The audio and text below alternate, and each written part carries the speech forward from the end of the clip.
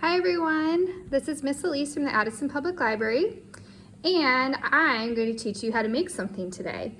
Do you want to try painting with your little one, but they're always putting their fingers in their mouth? Today I'm going to teach you how to make a DIY yummy edible finger paint that's only made with 2 simple ingredients. So you are going to need whipped cream in a tub, not a can, like I have here, vanilla yogurt or vanilla pudding, food coloring, a muffin tin or bowls for mixing.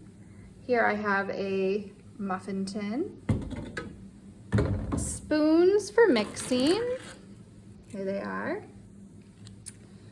and then white paper plates, a high chair tray, or a white countertop for painting. And today I'm going to use a white plastic plate as my pretend high chair tray.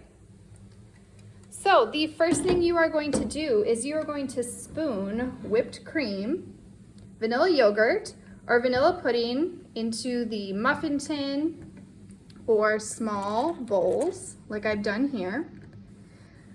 The next thing you're going to do is you're going to add a few drops of food coloring in each tin or bowl, and you're going to use the spoons to mix up that food coloring into the whipped cream, vanilla yogurt, or vanilla pudding.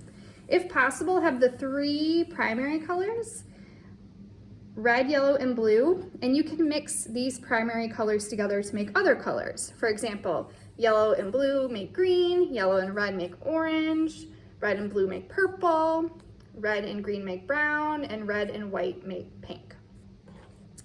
The final thing you're going to do is you are going to use your fingers,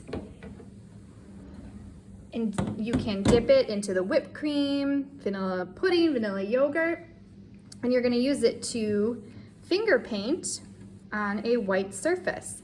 So here, put my finger in it. I'm going to make the center of a flower, and make sure you have towels around to clean those fingers. I'm going to use some pink to make the petals.